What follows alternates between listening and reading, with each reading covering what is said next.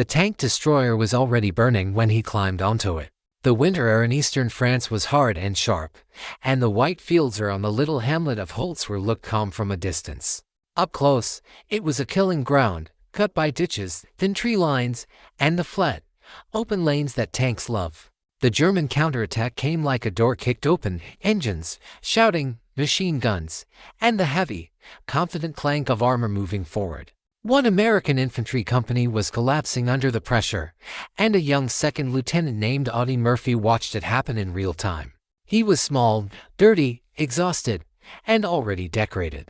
He was also about to do something that sounds impossible until you understand the kind of hour it was, the kind of terrain it was, and the kind of man he had become. By that point in the war, Murphy had learned what most soldiers learn the hard way: courage is not a mood.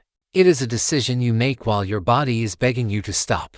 He also knew what happens when a line breaks in open country. Once men start to pull back, the enemy does not politely pause.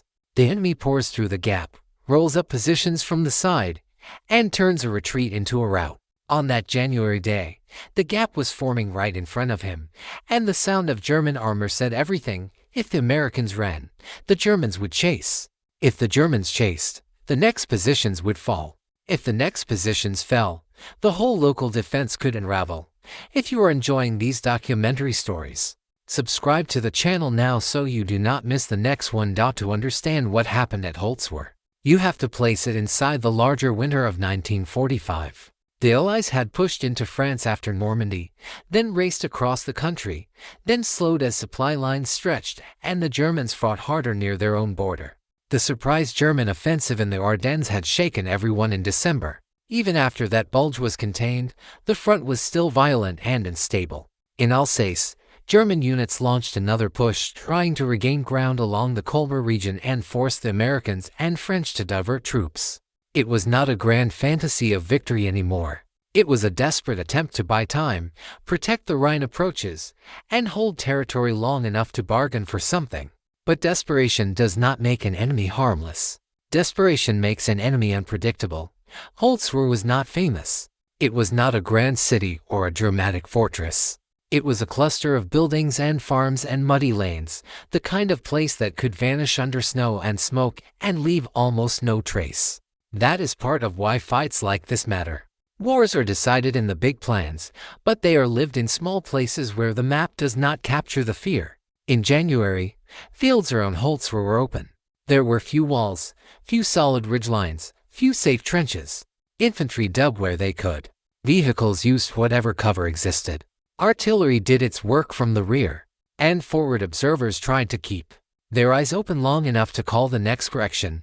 Audie Murphy was serving with the United States Army in an infantry regiment of a division that had already seen long months of combat. He was young, but he was not new. Before Europe, he had been a poor boy from Texas who grew up fast. He had hunted to feed his family. He had learned what hunger does to pride. He had tried to enlist after Pearl Harbor and been told he was too young and too small. He kept trying. When he finally got into the army, he did not become a hero because he wanted medals. He became a hero because he did not step away when the next moment demanded someone to step forward. By early 1945, Murphy had already been wounded. He had already lost friends. He had already been the one who crawled forward when others could not. He had already been in the kind of fighting where a man's world shrinks to the length of a rifle barrel and the dirt in front of his face. That kind of experience changes you. It does not make you fearless. It makes you familiar with fear. And familiarity can be as powerful as courage, because it stops fear from surprising you into freezing. On that morning near Holtzwihr, Murphy's unit was set in defensive positions. There were American infantrymen holding a line, and there were armored vehicles nearby to support them, including a tank destroyer. Tank destroyers were meant to move, to ambush, to use speed and firepower to kill enemy armor. But in the winter chaos, any armored gun could become a fixed support weapon. A tank destroyer could cover a road, anchor a flank, or give infantry a hard point to rally around. That is what it was doing there, helping hold ground. Then the German attack hit. It came with tanks and infantry, moving through the open fields and lines of trees, using their armor to punch and their infantry to swarm. When tanks come forward with infantry behind them, the battlefield feels different. The ground seems to shake. The noise gets heavier. And every man with a rifle knows that his bullets do not stop steel. Murphy was an officer, and that meant the line depended on him in a special way. Officers carry responsibility like a weight you cannot put down. When men panic, they look to the officer. When the plan falls apart, the officer has to make a new one instantly. Murphy watched as the pressure increased and the position became too hot. He understood something quickly. If his men stayed where they were, they could be surrounded and wiped out. If they retreated in a rush, they could be cut down in the open. The only way out was to pull them back in an organized way, and to do that, someone had to cover the movement. He ordered his men to fall back to better ground. That part is easy to say and hard to do, because retreat under fire is one of the most dangerous actions in war. You have to move while someone is shooting at you. You have to move while your friends are moving. You have to keep a shape to your retreat so it does not turn into a stampede. And you have to do it while the enemy is trying to run you down. Murphy stayed behind. The obvious choice would have been to withdraw with everyone else. Many officers would have, and it would not have been cowardice. The mission of an officer is to lead, and you cannot lead if you die. But Murphy saw the bigger problem. He needed a base of fire to slow the Germans, to make them take cover, to break their rhythm. Without that, the retreat could become slaughter.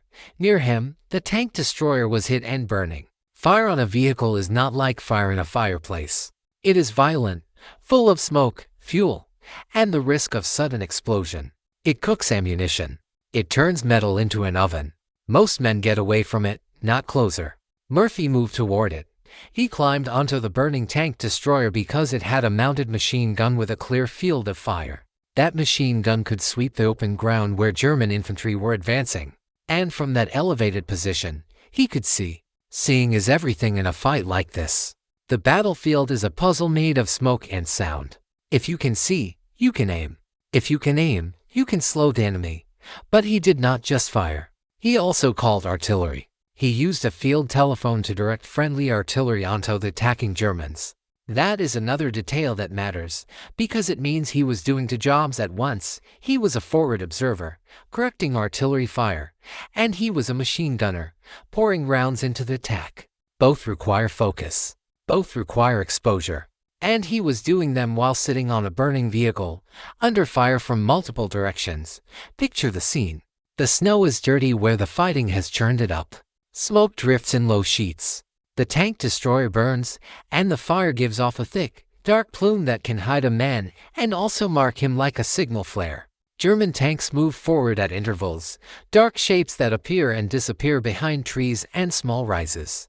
German infantry advance in groups, using whatever cover exists, sometimes standing to run, sometimes dropping to fire. Machine guns chatter. Mortars thump. Shells burst. And above it, the constant pressure of time. Every minute you hold is a minute your men can reach safety and form a new line. Murphy opened fire with the machine gun. A mounted heavy machine gun is a brutal weapon. It does not just wound, it tears. It pins men down and breaks attacks because attackers cannot move. The Germans could not simply walk forward into that fire. They had to take cover. They had to spread out. They had to pause, and that pause matters. At the same time, Murphy kept the telephone and called in artillery adjustments. Artillery is not magic. If the fire is not corrected, it can land wide. If it is corrected, it becomes a hammer. Murphy's corrections helped bring shells down on the advancing German forces. Every adjustment would have been made under pressure, with explosions nearby, with the phone line vulnerable, with the possibility that the next burst of fire would cut him in half. The enemy returned fire. They fired at the tank destroyer. They fired at the machine gun. They fired at the obvious threat that was tearing into their infantry. Murphy was hit. He was wounded, but he did not climb down. That is another key point. Many men can do something brave for a few seconds. Many men can stand up and charge once. What is rare is sustained bravery under direct punishment, the kind that lasts not a heartbeat but an hour. That hour is the heart of the story. An hour is a long time when bullets are close. It is a long time when you are exposed. It is a long time when the enemy is trying to kill you. Murphy stayed on that burning vehicle and kept firing and calling artillery, essentially alone, while German tanks and infantry attacked. Reports of the battle describe multiple enemy tanks involved and large numbers of infantry. In a fight like that, exact counts can blur, but the shape is clear: armor plus infantry, pushing hard, trying to break the American line. Murphy's actions did not just hurt them. They stopped them. The attack stalled. The German infantry could not advance through the machine gun fire and artillery bursts. The tanks could not simply roll through without support. The momentum broke. It is important to understand the psychology here. Attacks are not only about weapons. They are about belief. An attacking force believes it can move forward. When it meets unexpectedly heavy resistance, that belief cracks. Men go to ground. Leaders hesitate. Units lose alignment. Even tanks, powerful as they are, depend on coordination. If the infantry are pinned, tanks become vulnerable to close-range threats. If tanks pause, infantry lose the moving shield they rely on.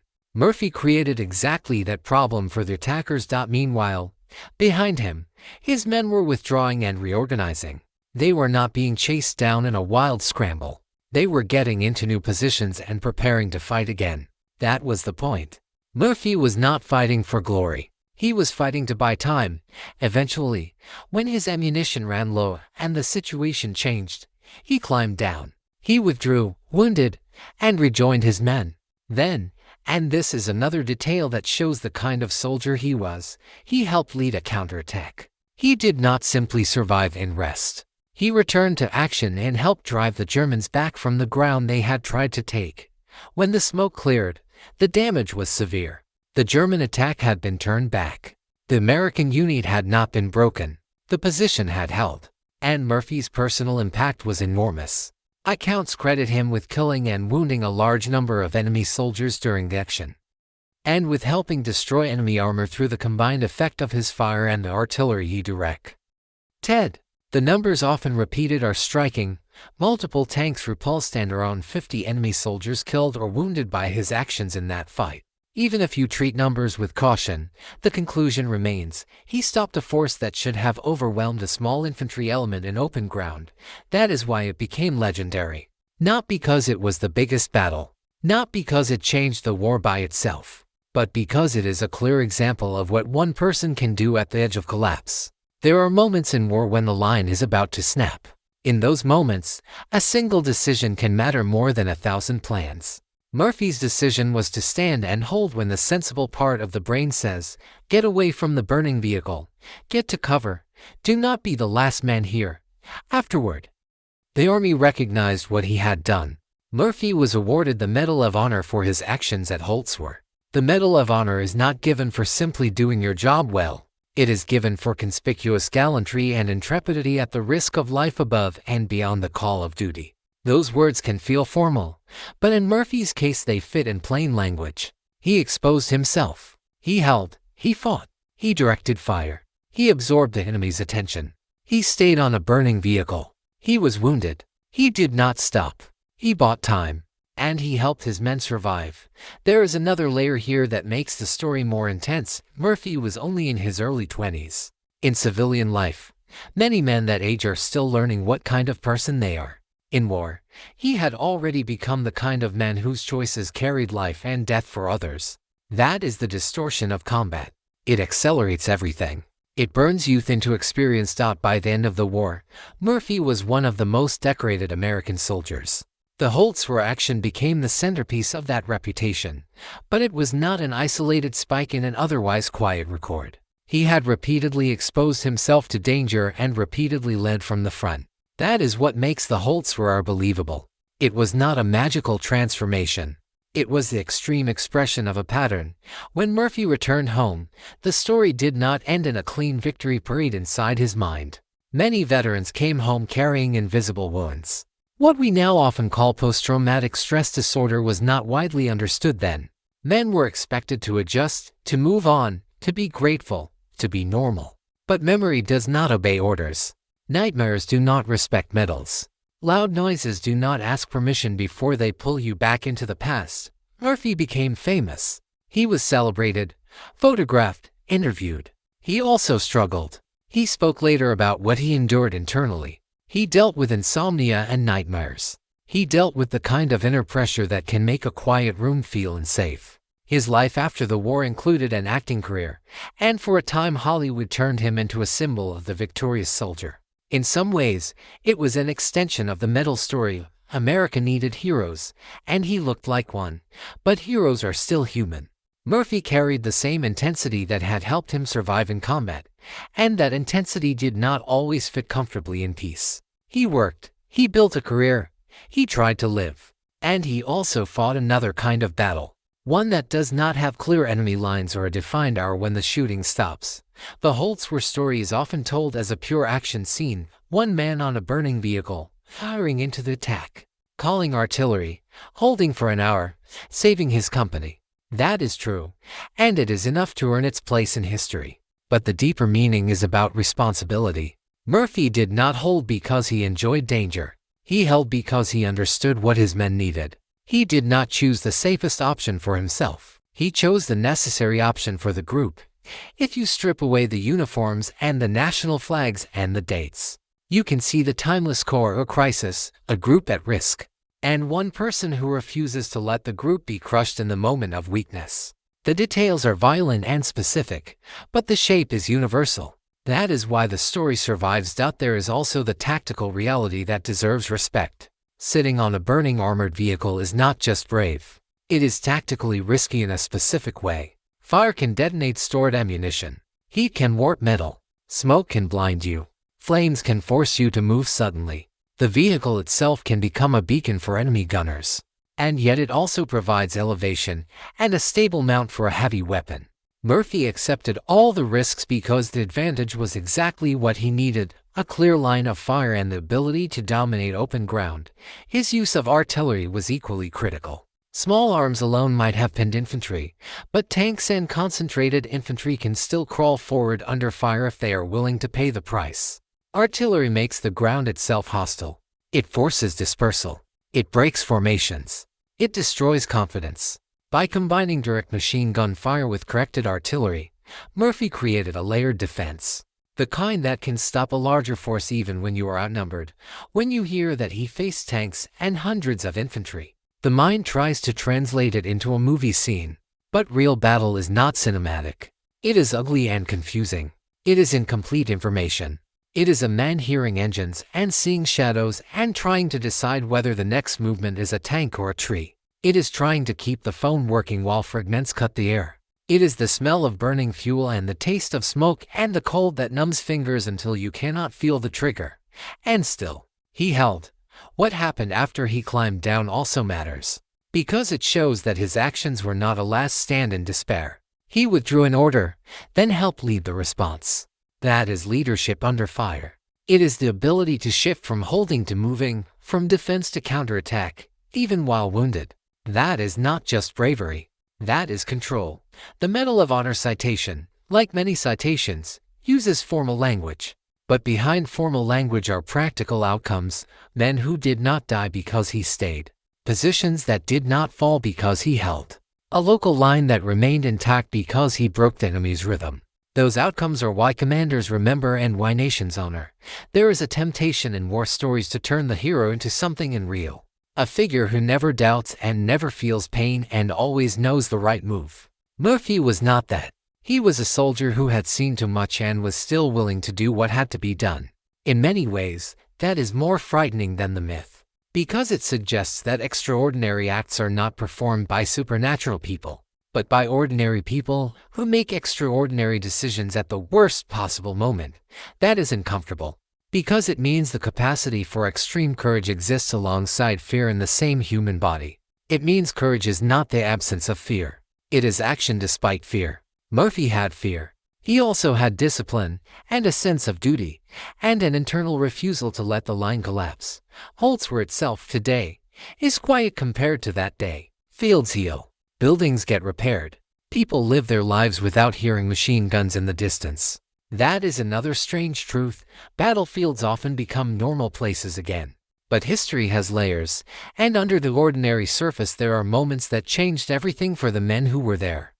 For the soldiers of Murphy's company, that hour was the difference between escape and destruction. For Murphy, it was one more moment where his reputation was confirmed by action. For the army, It was the kind of story that becomes a standard of what a soldier can be. And for anyone listening now, it is a reminder that when systems fail and plans break and fear spreads, individual decisions still matter. If you zoom out, you can place this fight within the final stretch of the European War. Only a few months remained until Germany's surrender. But those months were not gentle. In some ways they were more dangerous, because German units fought with the knowledge that time was running out, and because the Allies were pushing into terrain that favored defenders. Every mile forward cost lives. Every village could become a trap. Every open field could become a corridor of fire. Murphy's division, like many American divisions, had been pushed hard. The men were tired. They had been in rain, mud, snow. They had eaten cold food, slept in cold holes, watched friends disappear. Fatigue does not just slow the body. It erodes judgment. It makes men more likely to panic. In that environment, leadership is not about speeches. It is about presence. It is about being the one who still moves when others freeze. At Holtzwihr, Murphy was that presence. He did not simply command from behind. He became the weapon that held the line. That is why the story still hits with force.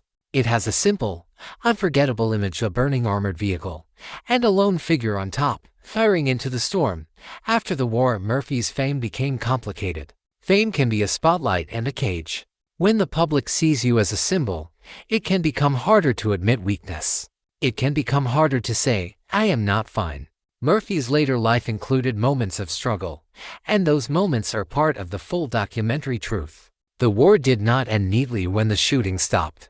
The war followed him into sleep, into quiet rooms, into the spaces where applause does not reach. He also did something important in that later life. He spoke openly about what he faced. That matters because it pushed against the old expectation that veterans should simply endure in silence. It also reminds us that the cost of heroism is not only physical risk in the moment. It can be years of internal conflict afterward. Yet the Holtzwihr action remains what it is, a tactical stand that saved lives. In military terms, it is a textbook example of using firepower and observation to break an attack. In human terms, it is a brutal example of what one person can choose to do when the safest path is not the right one. When you listen to the story, you might ask what makes a man capable of that. Part of the answer is training. Part is temperament. Part is experience. But part is also something simpler, love for the men beside you. Soldiers talk about brotherhood because it is real. In the field, your world becomes the few people you live with, fight with, and depend on. You do not want to be the reason they die. You would rather take the risk yourself. Murphy's decision to stay behind while ordering his men back fits that logic. He did not believe he was more valuable than them. He believed his role in that moment was to be the shield. That is leadership at its hardest. You can also see the raw intelligence in what he did. He understood that a retreat needed cover. He understood that the machine gun on the tank destroyer gave him the best chance to provide that cover. He understood that artillery, properly directed, could multiply his effect. He understood that time was the currency. He spent his own safety to buy that time. The story often mentions that the Germans fired at him from 3 sides.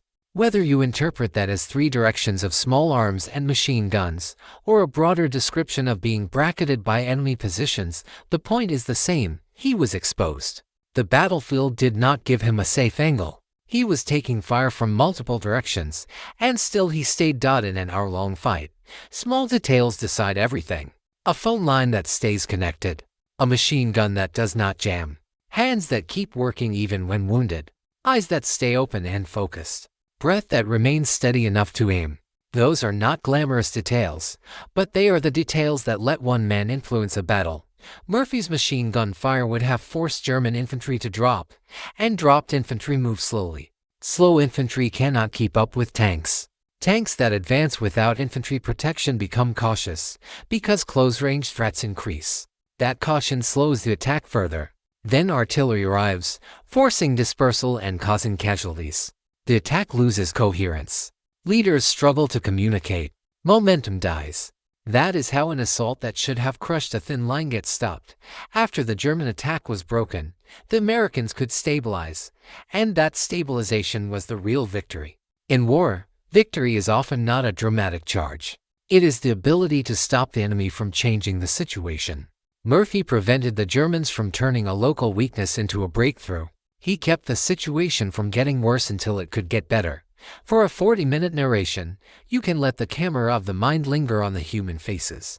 Imagine the infantrymen retreating, glancing back, seeing the fire on the vehicle, seeing the silhouette of their officer still there. Imagine what that does to morale. It tells them, we are not finished. It tells them, someone is holding. It tells them, you can breathe long enough to move. That psychological effect is not measurable on a map, but it is real. Imagine the Germans, too. They advance and suddenly they are hit by heavy machine gun fire from an elevated position, and shells begin to land among them. They do not know how many defenders are there. It feels like more than it is. Confusion spreads.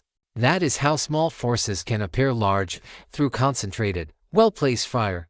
Audie Murphy's story is sometimes simplified into a single label, most decorated. But labels are thin. The real story is a chain of days like this one. Days when survival depended on doing the next hard thing. Holtzwihr stands out because the image is so extreme, and because the official recognition was the highest. But it also stands out because it captures the essence of infantry war: cold ground, open fields, sudden violence, and the need for someone to decide that fear will not be the final authority. When the Medal of Honor was placed around his neck, the war was already ending. The ceremony could not replay the war. It could not bring back the dead. It could not erase the smoke. It could only say, in the language of a nation, that the action mattered. That is what medals are, a public memory of a private horror, shaped into a symbol that can be carried. The symbol does not replace the reality. The reality is still a young man on a burning vehicle, calling artillery while bullets cut the air. The reality is still the weight of an hour that felt like a lifetime. The reality is still the choice to stay. And if you take anything from it beyond admiration, let it be this: the most decisive moments are often not the moments you plan for. They are the moments that ambush you. They are the moments when you are tired, cold, and already worn down, and you still have to choose. Murphy chose, and that choice became history. In the final months of the war, thousands of similar fights happened without famous names attached. That is not to diminish Murphy. It is to place him among the larger human truth of that generation. Many men did things they never imagined they could do. Many men were forced into the role of protector, leader, shield. Murphy's act was extraordinary, and it was also part of a wider pattern of sacrifice that allowed the war to end. Holtzwihr remains a point on the map, but in the story of Audie Murphy it becomes something else: a test, an hour of fire, and a demonstration of what leadership looks like when there is nowhere to hide. The camera pulls back at the end of the reenactment. The smoke thins. The burning vehicle is a blackened shape against winter ground. The line holds. Men breathe again. Somewhere behind them, artillery crews load the next rounds, not knowing exactly who corrected the fire, only knowing that the call came in and the guns answered. Somewhere on the front, officers and sergeants count heads and check wounds and prepare for the next push. Because war does not care that you just survived one miracle. And in the middle of it, wounded and exhausted, Murphy is still there, still moving, still doing what needs to be done. That is the real ending of the Holtzwihr hour. Not a triumphant soundtrack, not a perfect resolution, but the simple continuation of duty after the extraordinary moment has passed. That is why the story lasts. Because it is not only about victory. It is about endurance. It is about the refusal to let the worst moment decide the outcome. It is about a soldier who understood that sometimes the only way to save others is to stand where you should not stand, and to keep standing until time is bought and lives.